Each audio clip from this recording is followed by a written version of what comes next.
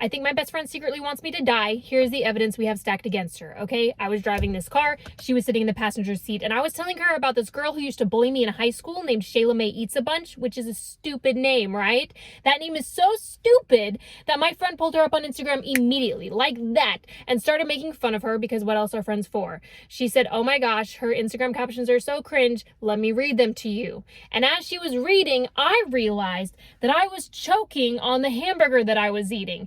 And I couldn't put my hands on my throat because I was driving. And I couldn't tell my friend that I was choking to death because I was choking to death.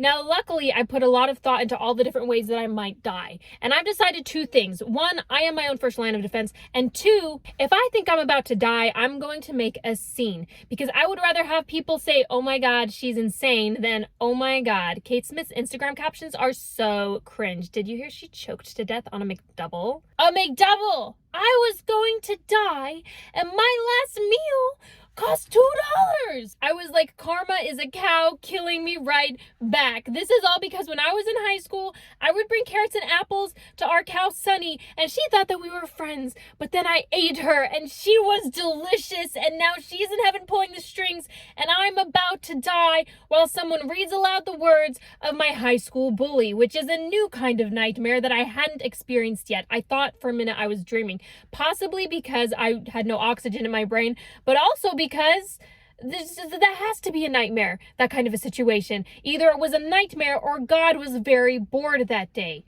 Turns out it was the latter.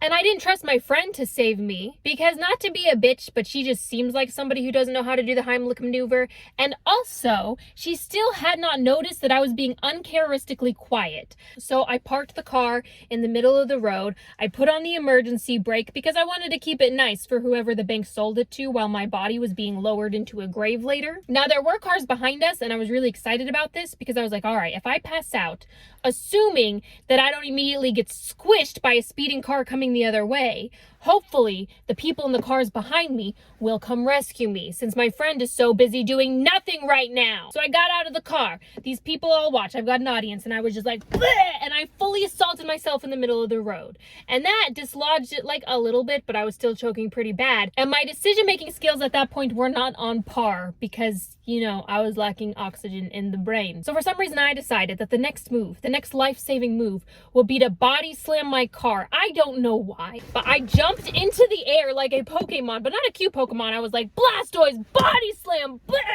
Projectile beef into the road. And then the guy behind me finally stuck his head out of the car, and he was like, are you okay? And I said, yeah, I'm fine. Blah! More beef, because I'm such a little piggy that before I even realized I was choking, I had already taken another bite of my hamburger. So there was a lot in there. This guy is still sticking his head out of the window of his car, and he yelled at me again. He said, are you okay? And I said, yeah, I'm fine. I saved myself per usual. And at this point, I realized that my friend was in the passenger seat going, yes, slay, that was amazing. And I just looked at her and I was like, Are you still wearing your seatbelt? And she said, you seemed like you had it all covered. And I was like, I was choking to death in the middle of the road, and you didn't even think that maybe you should start to get out of the car. And then she yelled at me. She said, the international sign for choking is this, okay? You didn't do that. So if you had died, it would have been on you. But the lack of a reaction from my friend was alarming. And she said, you're just so independent. Like, I trusted you to take care of yourself. And I love being called independent, okay? But when I'm choking to death in the middle of a road, that's not when you want to be called independent. That's not a time when I want people to say, oh, don't worry, she's Little Miss Independent. She can take care of herself. She's got this. She doesn't like any help. But then I got back in the car. I drove my friend home, had some juice, called my friend, told him what had happened, and he said, Kate, don't worry. People probably just thought you were drunk. And I was like, that's awesome. So from the dude behind me's perspective, this car just stopped. A drunk lady got out, projectile vomited beef all over the road, screamed, I'm fine, and then got back in the car and drove away. I'm sure that made him feel great.